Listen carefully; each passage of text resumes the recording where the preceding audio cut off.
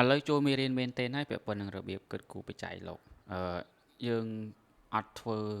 ការងារឯកសារអីជាច្រើនទេយើងព្យាយាមពង្រួមឯកសារទាំងអស់ហ្នឹងឲ្យតិចកាន់តែចាំបាច់ក៏តែកន្លែងនេះគឺត្រូវមានឯកសារដាច់ដោយឡែកពាក់ព័ន្ធនឹងបញ្ជីឈ្មោះសង់នៅក្នុងវត្តហើយនិងបញ្ជីចំណូលចំណាយដែលលោកត្រូវមានឥឡូវនេះយើងបង្កើតនេះមកមិនបាច់បង្កើតថ្មីទេណាកាលណាធ្វើវីដេអូមុនគឺសម្រាប់តែដើម្បីអាវីដេអូមួយនេះឯងអញ្ចឹងយើង make a copy make a copy បង្កើត copy វាមួយមក make a copy ណាចាំបន្តិចវានឹងចេញមកហើយកណានេះហ្នឹងណាអញ្ចឹងយើងដូរឈ្មោះវាទៅ rename ទៅទៅសេឈ្មោះវាទៅថាជាបញ្ជីរាយនាមកណារាយនាម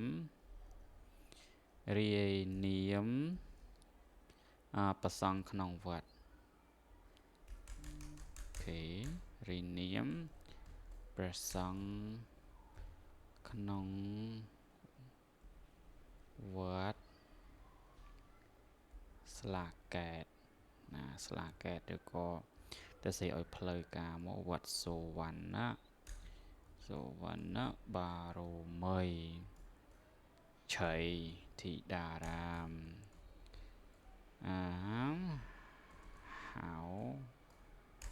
ហៅវត្តស្លាកែត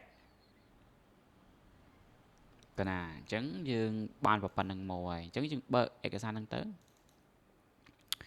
ហើយវានឹងលោតអញ្ចឹងដូចដែលយើង copy មកអញ្ចឹងឯងចូលអានេះស្អីគេយើងលុបចោលទៅណាលុបចោលលើកណាហើយដូរស្អីគេវិញអត់មានចម្រើសទេដូរប្រឡែងឯងកណាអញ្ចឹងឧទាហរណ៍អញ្ចឹងទៅណាអញ្ចឹងថ្នាក់ហ្នឹងក៏ដាក់អីក៏ដាក់អញ្ចឹងទៅណាឈប់ហ្នឹងក៏យើងដោះចេញសិនណាយើងដាក់ប្រឡែងនេះចេញសិនមកឬក៏យើងថែមចម្រើសមួយទៀតដែរយើងថែមចម្រើសមួយទៀតចាចម្រើសមួយទៀតគឺវាតែចម្រើសច្រើនពាក់ក៏តែអញ្ចឹងសុំដោះចេញណាធ្វើអីវិញមិញកណាអញ្ចឹងគឺកំពុងសិក្សាហើយនឹងឈប់ណាអញ្ចឹងដាក់កំពុងសិក្សាចុះណាកំពុងសិក្សាអញ្ចឹងយើងមើលអនមួយនេះមួយទៀតមើលខាងក្រោមព្រោះយើង copy ពីបន្ទុកប្រចាំខែមិនអញ្ចឹងលុបខែឧសភាចេញផងលុបចោលទៅdelete ធ្វើលេងនេះគ្រប់អង្គកុំបខំពេកណាធ្វើទៅធ្វើថប់ដើរទៅលេងទៅចូលមកវិញមកមិនជាបញ្ហាទេអញ្ចឹងគឺប៉ុណ្ណឹងអញ្ចឹងគឺតនន័យទាំងអស់ហ្នឹងគឺគ្រប់អង្គបានមកពីណាបានមកពីគ្រប់អង្គ copy ពីខាងក្រៅអ្នកតនន័យហ្នឹងគឺគ្រប់អង្គដាក់មកនៅក្នុងសាលារៀននឹងឯង copy ពីគ្នាមកដាក់អញ្ចឹងមកណាកណាអត់បានឲ្យគ្រប់អង្គបើសិនជាគ្រប់អង្គឆ្លាតគ្រប់អង្គនឹងដឹងតែរបៀបធ្វើតនន័យឯកសារទាំងអស់ដែលគ្រប់អង្គមាននៅក្នុងហ្នឹងយកមកដាក់កន្លែងណាគេគ្រប់អង្គដឹងហើយតែឥឡូវឧទាហរណ៍តាមឈ្មោះហ្នឹងមានហើយអីហើយឧទាហរណ៍តែឈ្មោះកែវចន្ទធូហ្នឹងលោកមួយអង្គឈ្មោះកែវចន្ទធូហ្នឹងនៅក្នុងវត្តហ្នឹងតែមុនដំបូងហ្នឹងគឺយើងបង្កើតតារាងដើម្បីគ្រប់គ្រងបញ្ជីចំណូលចំណាយរបស់លោកសិនឧទាហរណ៍ថានេះចុះយើងបង្កើតថ្មីបញ្ជាគ្រប់អង្គមិញដែលចេញអញ្ចឹងដោយសារកណ្ដាលចុចកន្លែងនេះណាកណ្ដាលចុចកន្លែងនេះអញ្ចឹងគ្រប់អង្គចុចកន្លែងលេខ4ហ្នឹងវាបង្កើតថ្មីហើយបង្កើតថ្មីហ្នឹងមិនតិនដាក់ឈ្មោះឯងកុំតិនដាក់ឈ្មោះហើយគ្រប់អង្គធ្វើតាមកណាគ្រប់អង្គធ្វើថាតារាងទៅសេចេះមកតារាងបញ្ជីកណាមួយសិនណាមួយវាចូលមកតារាងចំណូលចំណាយចំណូលតារាងចំណូលចំណាយប្រាក់សេប្រាក់ទៅតែគ្រប់អង្គទៅសេរូបពីយកបានឲ្យតាមគ្រប់អង្គអញ្ចឹងកណាមិននេះកណាកាន់ទៅសេកុំឲ្យវាខាតពេលវេលាប្រាក់របស់ឧទាហរណ៍ថារបស់អីរបស់កសិនណារបស់នេះសិនណារបស់ចុចសិនណារបស់កុំតិនទៅសេណាអញ្ចឹងរបស់ណាចាំយើងដឹងតិចទៀតណាឥឡូវនេះយើងមើលឃើញអញ្ចឹងរបស់នឹងអញ្ចឹងយើងដាក់អញ្ចេះយើងដាក់ការបរិច្ឆេទការបរិ ឆែតកណាបជាណាកណាធ្វើជាក្រុមរូបមន្តទេគ្រប់អង្គយកទៅ edit យកទៅកែច្នៃអីស្រេចគ្រប់អង្គកណាមិនជាតាមផ្ដន់ទេតូអីគ្រប់អង្គទេអញ្ចឹងធ្វើតាមអីដែលខ្លួនឯងឆ្លាញ់អីគឺធ្វើទៅចំនួនណាចំនួនហើយប្រភពមកប្រភពសេប្រភពមិនបានប្រភពដោយសារកណានេះធ្វើបដៅកណាមើលបជីផកណានេះកណាមានបជីបញ្ចូលចំណាយរបស់កណាដោយផ្ទាល់ខ្លួនអញ្ចឹងកណាគ្រប់អង្គវឡៃសួររឿងហ្នឹងហើយកណាក៏កុបពីកណាបរិញ្ញាធ្វើវារបៀបផកណាទៅណាអញ្ចឹងណាអញ្ចឹងបង្កើតអានេះថ្មីមួយមកឬក៏មិនបង្កើតទេអូវាឯងដាក់ចូលក្រោមមកកណាអូវាដាក់ចូលក្រោមមកហើយនេះចំណូលសរុបកណាមើចសិនកណាមើច4មិនត្រូវចំណូលកណានឹងជាផ្នែកចំណូលដាច់ផ្នែកក៏បានដែរសម្រាប់គ្រូអង្គប្រើពាក្យណាឲ្យវាស្រួលជាងនឹងទៀតតែកណាបច្ចេកយ៉ាងកណាមិនធ្វើអីទេបើគ្រូអង្គកណារូបមន្តស្រួលស្រាប់ស្រួលគ្រប់អង្គទេកណាយករូបមន្តកណាធ្វើទៅឆ្នៃចេញរូបរាងមិនក៏តាមនឹងទៅប្រាក់សរុបឬក៏សរុបដល់តែប្រាក់ឯងមិនចាំប្រាក់អីទៀតទេសរុបកណាហ្នឹងណាចំណូលចំណាយសរុបកណាអញ្ចឹងយើងមានអីមួយហើយអញបង្កើតអញចាក់ដាក់តារាងអីមួយមកដាក់តារាងចេញតារាងមកហើយពប់អញ្ចឹងមកកណាឬក៏ចង់ឲ្យវាមាន color អញ្ចឹងទៅកុំឲ្យវាមើលទៅច្រឡំគ្នាក៏ធម្មតាទេយើងដាក់ color អញ្ចឹងមកខៀវមានន័យថាវិជ្ជមានណាអញ្ចឹងយើងដាក់វិជ្ជមានទៅប្រហែលថាលុយចូលវិជ្ជមានហើយដូចយើងដូចខៀវក្នុង ABA ដូចខៀវឬក៏បៃតងកណាមើលទៅណាមើលទៅហ្នឹងប្រភពសរុបហើយចុះអាកន្លែងនេះយើងអាចបាច់ទៅសេទេមិនអាចបាច់ទៅសេទេយើង select វីដេអូវាទាំងអស់មកព្រោះកន្លែងហ្នឹងត្រូវទៅសេថ្ងៃខែឆ្នាំអញ្ចឹងយើងអាចបាច់ទៅសេទេយើងចូលទៅកន្លែងមួយណាកន្លែង format ហើយយើងយកពាក្យ number ហើយយើងយកពាក្យ date នេះ date ហ្នឹងណា date ចូលពេលអញ្ចឹងទៅវាបង្ហាញពីលក្ខណៈទម្រង់ពាក្យ date ហើយតែយ៉ាមិនចាម្ដងទៀតសុំម្ដងទៀតមិនចង់ឲ្យធ្វើវីដេអូនេះវិញទេប៉ុន្តែវាត្រូវទៅវិញធ្វើម៉េច number date time date and time ទៀតដូចជាមិនកើតទេកាលណាមានកន្លែងចុចឈប់សុំតិចសិនសុំចែកពេលវេលាគ្រប់អង្គមើលតិចសិនចាំតិចទៅណា insert cell insert អីគេទៅ insert link insert អីកណាសុំស្គប់សិនចាំកណារករូបមកឃើញសិនរបៀបកំណត់ថ្ងៃទីឧទាហរណ៍ថាយើងនេះជាការបរិច្ឆេទយើងអត់ប្រើខ្មែរទេប្រើអង់គ្លេសហ្មងទៅប្រើលេខហ្មងទៅអញ្ចឹងកន្លែងហ្នឹងឧទាហរណ៍ថាយើងកំណត់ថ្ងៃទីអញ្ចឹងណារូបមន្តឃើញឲ្យស្រួលសឹងអីភ្លេចបាត់យើងចូលមកកន្លែង data នេះ data ហ្នឹងណា select កន្លែងណាដែលយើងត្រូវតែកំណត់ថ្ងៃហ្នឹងណាដែលត្រូវបញ្ចូលថ្ងៃហ្នឹង data ទៅហើយយើងយកពាក្យថា data validation ខាងក្រោម data validation ហើយចុចទៅវានឹងនៅកន្លែងហ្នឹងហើយណាបង្ហាញកន្លែងហ្នឹងហើយយើងបើឃើញកន្លែងហ្នឹងយើង add rule ទៅនឹងវាបញ្ជាក់ឲ្យថា sheet A sheet 3ហ្នឹងគឺជាឈ្មោះ sheet នេះមកតំពើក្រោមហ្នឹងគឺជា sheet យើង sheet ហ្នឹងមានឈ្មោះថា sheet 3ព្រោះយើងតាមបានដូរលេខទេ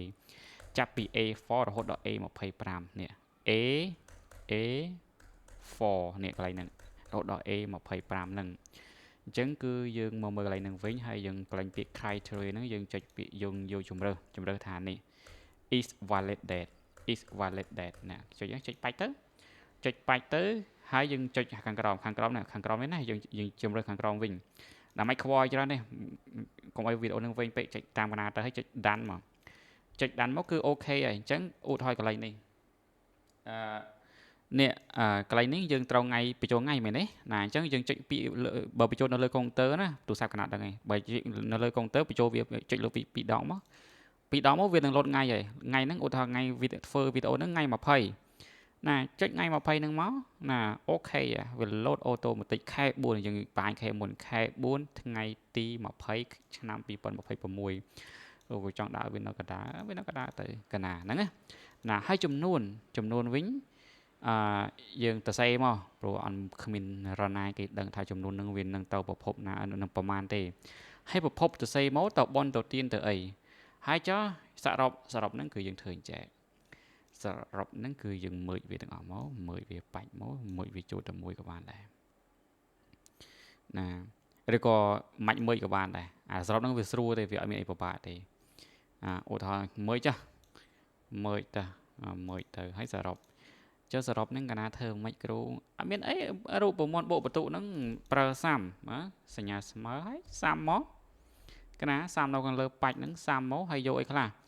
យើងយកអាចំនួនហ្នឹងចាប់ពីណាទៅសលេចវាទាំងអស់មកណាអញ្ចឹងមក enter ទៅណាអញ្ចឹងចំនួនគឺនៅនឹងកណាដាក់ចំកដាលលេខចំកដាលកណាឧទាហរណ៍ថាចំនួនរបស់កណាចុះកណារបស់កណាយើងសេឈ្មោះកណាមួយព្រោះកណាត្រូវតែមានឈ្មោះនៅនឹងដែរណាយិនផៃយីនកណាណាយិនផៃយីនអញ្ចឹងមកកណាអញ្ចឹងចំនួនរបស់យិនផៃយីនអញ្ចឹងប្រមាណឧទាហរណ៍ថាថ្ងៃទី20ហ្នឹងកណា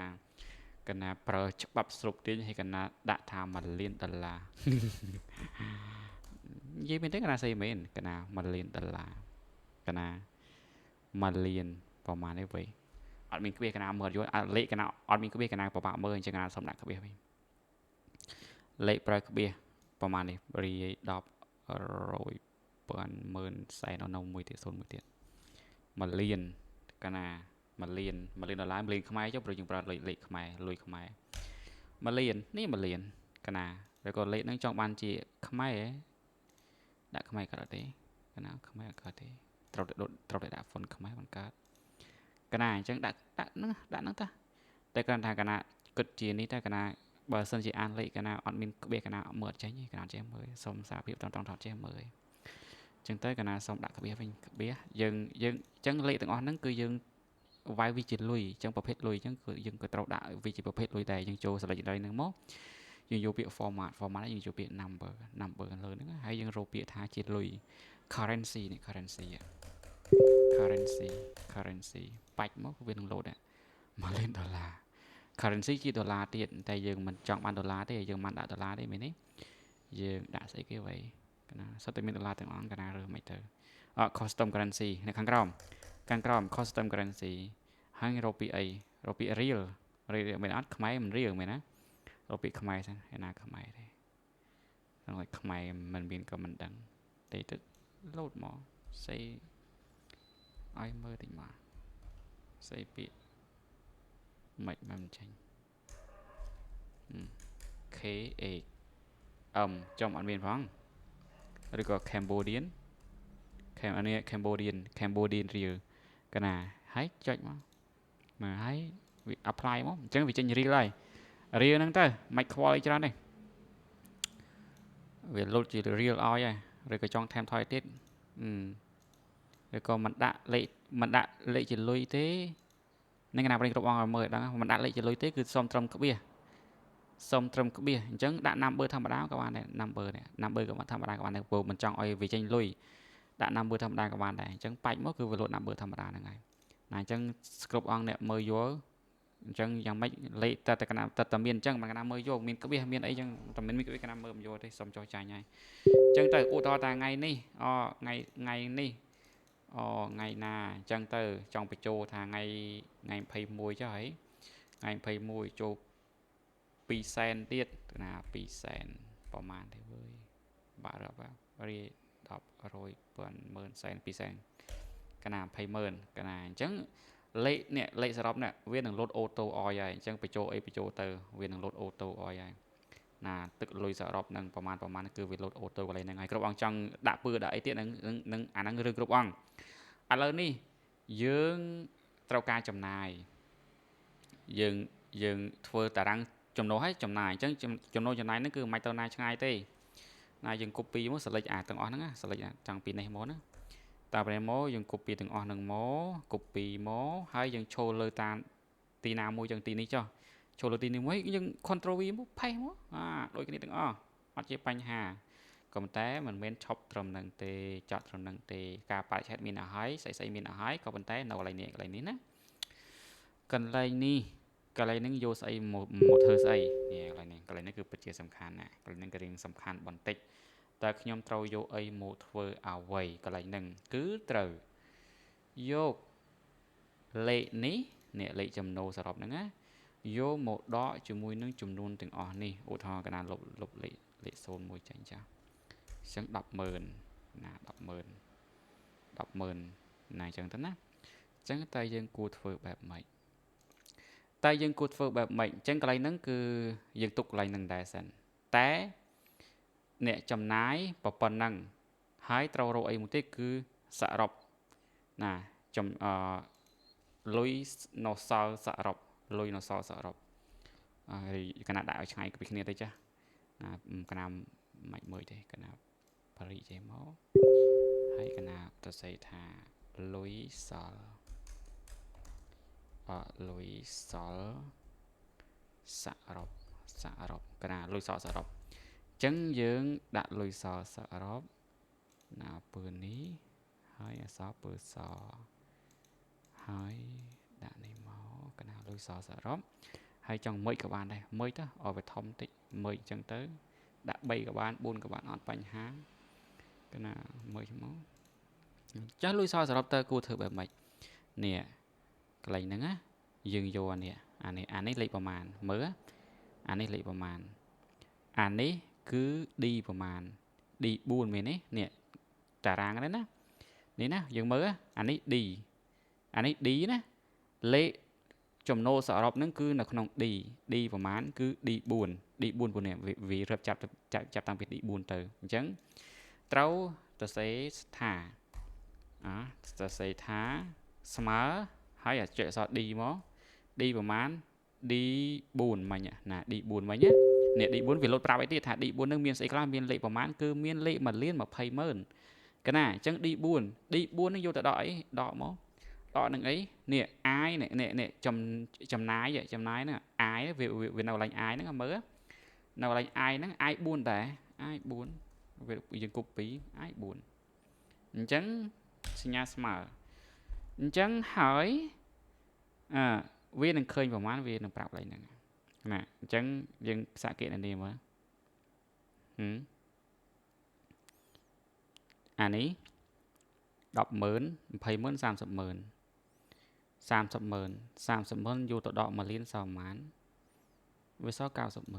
កណាអញ្ចឹងគឺលេខរបស់យើងគឺប៉ុណ្្នឹងវាអត់មានអីសាមញ៉ាំទេ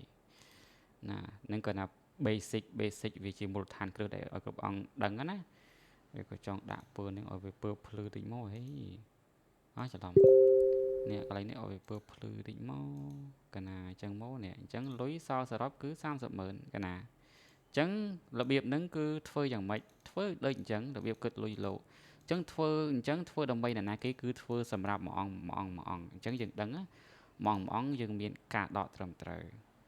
ហើយអត់បាច់ចាំគិតគូបូលីអេវិញឆ្ងាយច្រើនទេ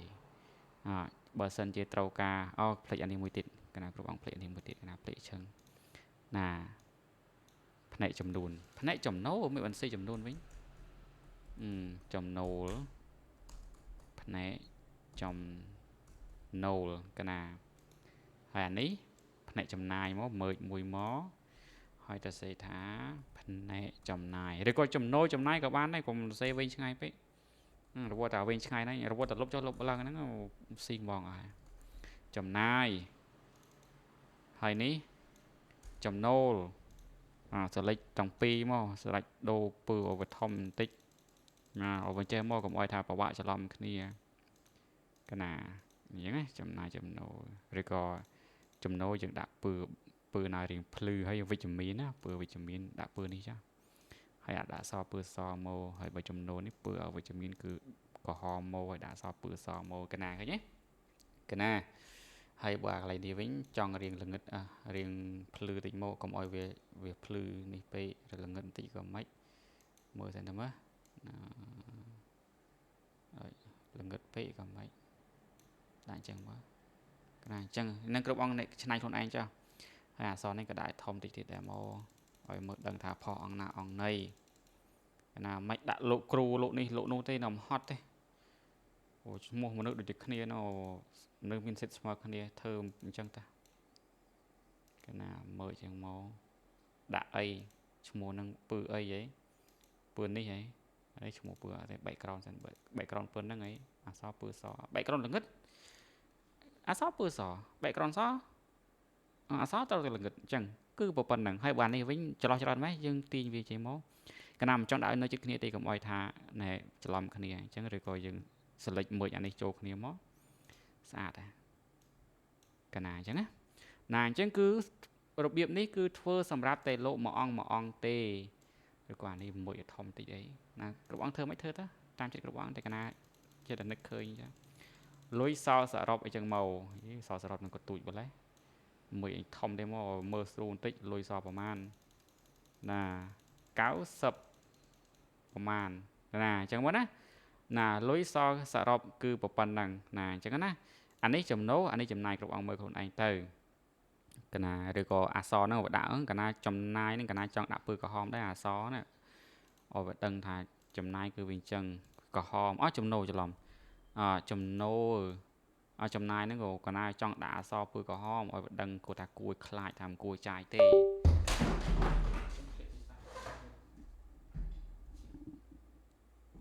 អូខេអត់បែកអេក្រង់ទេផ្លេចមួយទៀតយើងដឹងហើយថាចំណូលមានប្រភពតែចំណាយអត់មានប្រភពទេគឺអីគេគឺត្រូវថាវត្ថុបំណងច្រឡំវត្ថុបំណងកណាណាអញ្ចឹងវត្ថុបំណងចាយធ្វើអីដើម្បីអីកណាអញ្ចឹងទៅណាអញ្ចឹងវាមានស្រាប់លុយស្រាប់លុយដុល្លារស្រាប់លុយខ្មែរទៀតនេះកណាធ្វើស្រាប់លុយខ្មែរទេបើលុយដុល្លារគ្រប់អង្គគិតខ្លួនឯងទៅថែមថយទៅកុបពីអានេះមកហើយយកមកដូរដាក់លុយដុល្លារមកនេះកណាធ្វើស្រាប់ខ្មែរនេះទេតែចំណុចសំខាន់ដែលគ្រប់អង្គត្រូវធ្វើគឺដឹងហើយថាกระดาษហ្នឹងឧទាហរណ៍ថាធ្វើដើម្បីកណាឈ្មោះកណាឈ្មោះយិនផៃយីនហ្នឹងអញ្ចឹងកន្លែងហ្នឹងកុបពីឈ្មោះសិនមកណាកណាកុបពីសិនកុបពីដើម្បីអីគឺគ្រប់អង្គនឹងយល់ហើយឈ្មោះយិនផៃយីនហ្នឹងនេះ sheet កន្លែងនេះឈ្មោះ sheet កន្លែងហ្នឹងគឺត្រូវតែដាក់ឈ្មោះកណាហ្នឹង rename ហើយ paste មកដោយសារកណាកុបពីគឺយិនផៃយីនដាក់ឈ្មោះយិនផៃយីនហ្នឹងកណាហើយចុះគ្រូលោកជិត200អង្គណាហើយបើមួយអង្គមួយហ្នឹងមិនពេញក្រុមនេះកណារោមិនទៅមានវិធីផ្សេងទៀតដើម្បីរោកណាអញ្ចឹងណាឧទាហរណ៍តាមវ៉ាន់ឡៃគេសៀមឲ្យកណាមានឈ្មោះហើយមានឈ្មោះខ្លះហើយអញ្ចឹងកណាមើលដែលគេសៀសិនកណាចាំបន្តិចចាំផ្លេចកណាខ្ជិលស្កប់ចាំតិចទៅណាពេលតែចាំនោះរោវាមិនឃើញshare with me កណាអញ្ចឹងវ៉ាន់ឡៃគេមានឈ្មោះខ្លះដែលដាក់ណាកណា copy ឈ្មោះហ្នឹងដាក់សិនមកឈ្មោះសេត្រូស្តង់ដារទេឧទាហរណ៍ថានេះឈ្មោះកណាលុបឈ្មោះចាស់ចោលហើយកណាដាក់ឈ្មោះថ្មីដែលវ៉ាន់ឡៃគេដាក់ហ្នឹងមកលុបឈ្មោះលោកគ្រូលោកអីចេញទៅអត់មានមកប្រហាសនាមស្អីនៅនឹងទេកណាអញ្ចឹងទៅណាកណាអញ្ចឹងទៅអញ្ចឹង seat នេះគឺជារបស់កណាមែនទេអញ្ចឹងយើងមើលឈ្មោះបញ្ជីកន្លែងហ្នឹងមានថ្ងៃខែឆ្នាំកណ្ដាលថ្ងៃអីទៅអញ្ចឹងទៅណាអញ្ចឹងទៅគឺយើងមកឈរលើឈ្មោះកណាចុចលើកាឡូនលេខកណាហ្នឹងហើយមកស្ដាំហើយយកពាក្យនេះ insert link ហើយយើងទៅរកមើល seat ដែលឈ្មោះដូចគ្នាហ្នឹងឈ្មោះដូចកណាហ្នឹងព្រោះយើងទៅសេឈ្មោះនៅនឹងហើយអញ្ចឹងឈ្មោះដូចគ្នាហ្នឹងអញ្ចឹងយើងមើលនេះ seat ហ្នឹងគឺឈ្មោះកណាហ្នឹងឯងដូចគ្នាហ្នឹងណាអញ្ចឹងទៅណាអញ្ចឹងទៅអញ្ចឹងអានេះយើងលេងចុចទៀតហើយយើងអត់បានចុចតាមនេះទៀតទេឬក៏ពឺខៀវអញ្ចឹងយើងគ្រប់អង្គដូរដាក់ពឺខ្មៅវិញក៏បានកណាអាដោះជើងហ្នឹងកណាមិនដឹងថាដោះល្មិចទេកណាភ្លេចបាត់ទៅនេះចាំមើលកណារកវិធីសាស្ត្រដោះសិនចាំតាមដានមើលវីដេអូផ្សេងទៀតទៅកណាអញ្ចឹងទៅគឺដល់ពេលដែលចង់ដឹងថាលោកនៅក្នុងវត្តមានតាណាគេខ្លះមានអីខ្លះយើងមើលឃើញហ្នឹងមែនទេណាអញ្ចឹងទៅស្រាប់តែចង់មើលលុយលោកនឹងមកលោកនឹងមានប្រមាណចង់មើលលុយកណាអញ្ចឹងគ្រប់អង្គចុចលើនេះមកឈរលើនឹងមកវាប្រាប់ឲ្យថានេះចុចនេះវាមកចុចលើនេះទៀតមកវានឹងបង្ហាញដល់កន្លែងហ្នឹងហើយអញ្ចឹងឧទាហរណ៍ថាឥឡូវឈ្មោះយិនផៃយិននឹងធ្វើរួចអស់ហើយអញ្ចឹងដាក់ឈ្មោះខុំរីម្ដងខុំរីក៏អត់ពិបាកដែរឈរលើនេះមុនមកឈរលើឈ្មោះខុំរីនឹងមុនមកហើយចុចពាក្យ copy នេះ copy ឈ្មោះហ្នឹង copy អក្សរហ្នឹងហើយយើងមកមើលកន្លែងនេះអត់បាច់ធ្វើដដែលទេគឺ copy យកមកចុចលើឈ្មោះដែលមានស្រាប់ហ្នឹងចុច duplicate មក duplicate ហើយយើងចូលពាក្យ rename មក rename ហើយយើង control V ព្រោះយើង copy រួចហើយនេះ Camry ប៉ុណ្ណាហើយកណាហើយអូខេ enter ទៅ enter ទៅហើយយើងមកដូរឈ្មោះនេះមកនេះដូរឈ្មោះនេះមកតែពិតវាមិនបាច់ដូរទេព្រោះយើងក្នុងតារាងនោះវាដាក់ឈ្មោះ Camry ទេចង់ដាក់ទៅកណាហើយតនន័យហ្នឹងដាក់តទេសិនទៅព្រោះតទេសិនបញ្ហាព្រោះអត់ទាន់មានអីផងកណាហ្នឹងទៅលុយទាំងអស់តាលុយចូលអាហ្នឹងវារត់អូតូបោកឲ្យយើងសាច់ទាំងអស់អូតូម៉ាទិកកណាហ្នឹងគឺប៉ុណ្ណឹងការងាររបស់យើងហ្នឹងអញ្ចឹងធ្វើតទៀត copy យក copy ដាក់មកកណាគឺហើយនៅមួយទៀតឲ្យចូលភ្លេចនៅមួយទៀតកន្លែងនេះដូចធ្វើដូចគ្នាណាមកស្ដាមលើ Camry ហើយយកពី insert link ហើយទៅរកមើលឈ្មោះ Camry នេះឈ្មោះ Camry